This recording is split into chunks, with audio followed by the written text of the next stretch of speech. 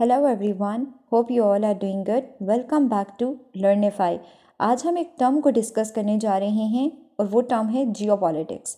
जब भी हम कहीं न्यूज़पेपर पढ़ते हैं या कोई इंटरनेशनल रिलेशन की बुक पढ़ रहे होते हैं तो ये लफ्ज़ जियोपॉलिटिक्स हमारे सामने बार बार आता है।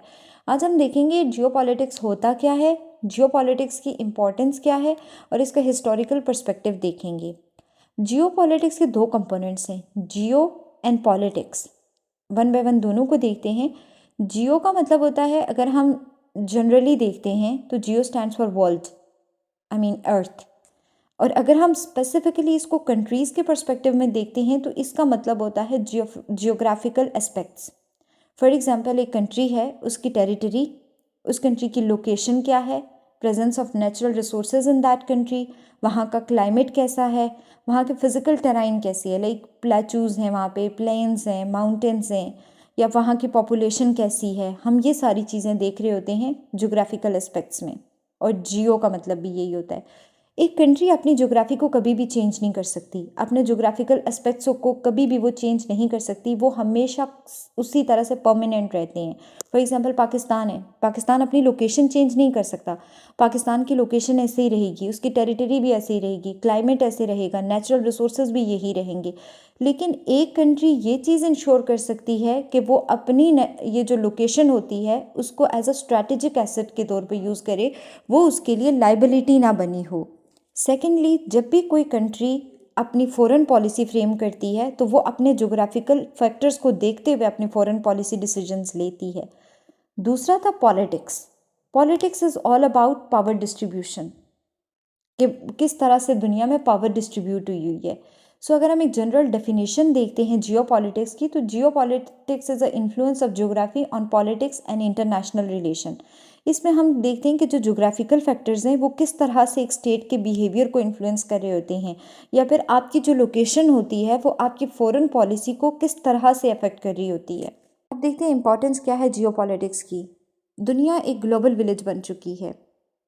कंट्रीज़ आपस में इंटरलिंक्ड भी हैं और इंटरडिपेंडेंट भी हैं। उनके आपस में मिलिट्री अलाइंसेस होते हैं, इकोनॉमिक अलाइंसेस होते हैं, आपस में ट्रेड कर रहे होते हैं। उसके अलावा पॉलिटिकली कंट्रीज़ एक दूसरे को सपोर्ट कर रही होती हैं। तो कोई भी इंटरनेशनल एक्शंस होते हैं या फिर रिएक्शंस होते हैं, या फिर कहीं पे इंटरनेशनल डेवलपमेंट हो रही होती हैं कोई, या फिर वॉर हो रहा होता है, या फिर कहीं पे कोई कंट्रीज़ दो आपस में अलाइंसेस कर रही होती हैं, तो उसके डोमेस्टिक इम्पैक्ट्स भी होते हैं। फॉर एग्जाम्पल, अगर रशिया यूक्रेन वॉर ले लेते हैं तो ये दोनों कंट्रीज़ बहुत इंपॉर्टेंट है। यूक्रेन वीट सप्लाई करता था यूरोपियन कंट्रीज़ को, रशिया ऑयल सप्लायर था। जब इन दोनों के बीच में वॉर होती है तो यूक्रेन की जो वीट एक्सपोर्ट थी वो रुक जाती है, और रिजल्टेंटली क्या होता है कि यूरोप में वीट स्कार्सिटी आ जाती है। इसी तरह जब रशिया पे सेंक्शंस लगती हैं तो ऑयल प्राइसेस पूरी दुनिया में बढ़ जाती हैं, इंक्लूडिंग पाकिस्तान। तो जो भी इंटरनेशनल डेवलपमेंट्स हो रही होती हैं उसके डोमेस्टिक इम्पैक्ट्स होते हैं। सिर्फ इतना ही नहीं, चाइना और ताइवान के इशू को देख लेते हैं। वेस्टर्न कंट्री सपोर्ट करती है ताइवान को in order to keep an eye on China, लेकिन China on the other hand वो ये नहीं चाहता कि कोई भी उसके बॉर्डर के नज़दीक कहीं पे भी वेस्टर्न इन्फ्लुएंस हो, या फिर कोई वेस्टर्न जितने भी हैं वो अपनी मिलिट्री इंस्टॉलेशन करें उनकी टेरिटरी के नज़दीक, क्योंकि वो डायरेक्ट थ्रेट होगा चाइना की फॉरेन पॉलिसी को। इसीलिए इन दोनों का इशू भी चल रहा है, ये लोकेशन की वजह से है ऑब्वियसली। अब हम हिस्ट्री की बात करते हैं कि हिस्ट्री क्या है जियोपॉलिटिक्स की। यहाँ पे एक जर्मन ज्योग्राफर थे, Friedrich Ratzel, and he was considered as a founding father of political geography. पहले जियोपॉलिटिक्स नहीं आया था, पॉलिटिकल ज्योग्राफी आ रहा था, और पॉलिटिकल ज्योग्राफी का थोड़ा लिमिटेड स्कोप था, क्योंकि फ्रेडरिक रेजल ने कहा था कि ये इसमें हम ये स्टडी करते हैं कि किस तरह से आपके ज्योग्राफिकल फैक्टर्स आपके जो डोमेस्टिक पॉलिटिक्स है उसको इन्फ्लुएंस करते हैं। फ्रेडरिक रेजल का ये कहना था कि इसमें दो फैक्टर्स बहुत इंपॉर्टेंट होते हैं पॉलिटिकल ज्योग्राफी में। एक आपका एरिया, एक स्टेट है उसका एरिया कितना है, लोकेशन कितनी है। फ्रेडरिक रेजल का ये कहना था कि एक स्टेट कभी भी अपने जो इंटरनल रिसोर्सेज होते हैं या डोमेस्टिक रिसोर्सेज होते हैं उन पे रिलाई नहीं कर सकती है।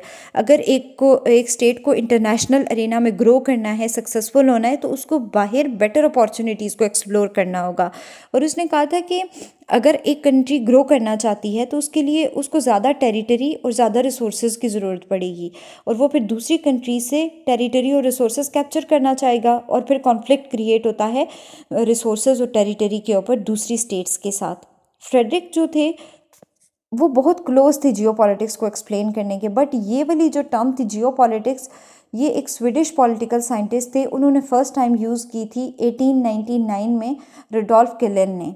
लेकिन बाद में नाज़ी जर्मनी में 1930s में ये बहुत ज़्यादा वाइडली यूज़ होने लगी थी। नाज़ी जर्मनी की जो पॉलिसी थी टेरिटोरियल एक्सपेंशन की, उनको एक्सप्लेन करने के लिए कार्ल हॉशेफर ने इसको बहुत ज़्यादा यूज़ किया था। बाद में जर्मनी की जो फॉरेन पॉलिसी थी नाज़ी जर्मनी की टेरिटोरियल एक्सपेंशन की, उसको एक्सप्लेन करने के लिए। क्योंकि अभी हम देखते हैं कि फ्रेडरिक भी यही कहते हैं कि अगर आपने ग्रो करना है तो आपको टेरिटोरियल एक्सपेंशन की ज़रूरत होगी, आपको ज़्यादा रिसोर्सेज की ज़रूरत होगी।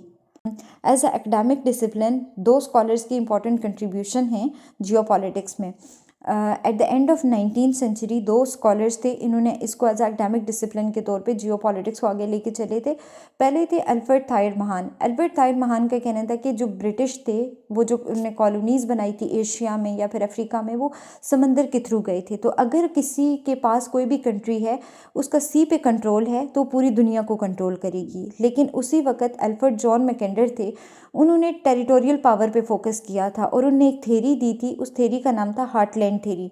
उनका ये कहना था कि कोई भी कंट्री है जो अगर उस टाइम यूरेशिया का जो एरिया था सर्बिया और जर्मनी के बीच में, इसको कंट्रोल करेगी, वो पूरी दुनिया को कंट्रोल करेगी।